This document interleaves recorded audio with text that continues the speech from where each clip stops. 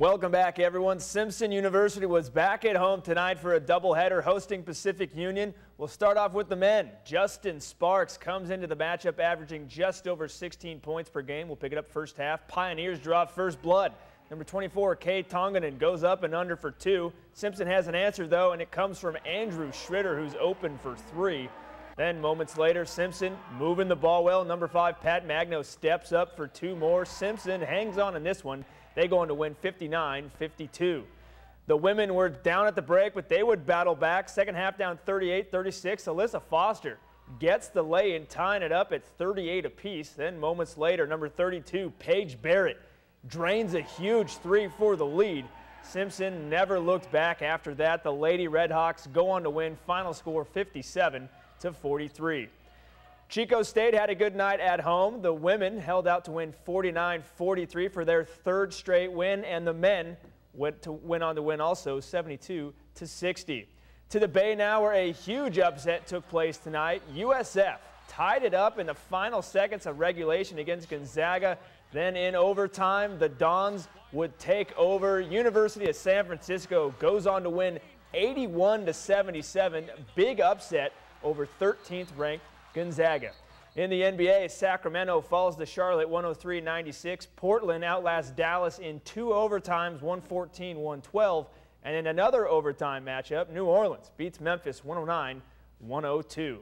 Corning High School was home to hundreds of high school wrestlers as they hit the mats for the one-day Corning Invite. Let's pick up some of the early round action. Anderson's Jerry Björklund in the blue, taking on Brett Pilling in the 127 class.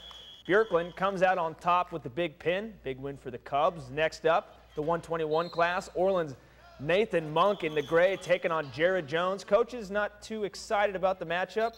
Monk was, though, one of the top wrestlers in the section. He also gets the pin. And finally, in the 162 class, a stud. Anderson's Marcus Zachary taking on Greg Holguin out of Weed High School. Zachary, one of the best in the state, and he lives up to the hype, racks up near fall points like it's nothing. Zachary goes on to win by tech fall in this early round matchup. Now let's take a look at the team results. Enough about the individuals. Orland comes out on top, followed by Henley out of Oregon. Anderson takes 3rd. Durham and Pleasant Valley tied it up for 4th.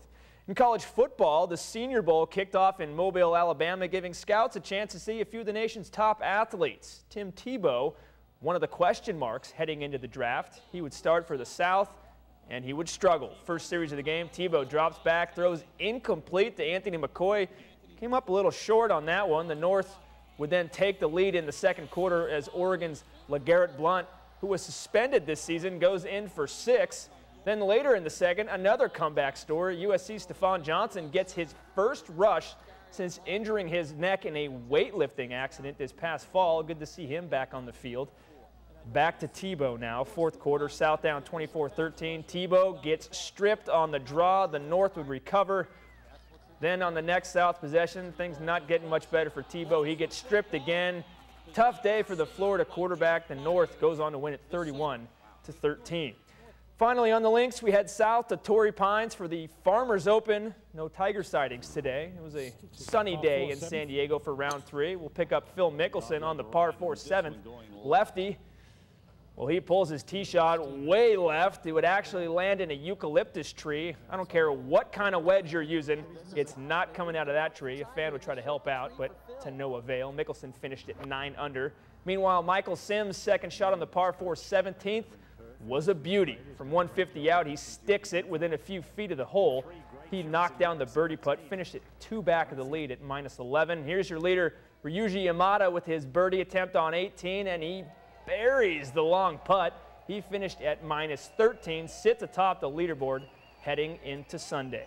That is all the time for sports. We're going to be right back after this.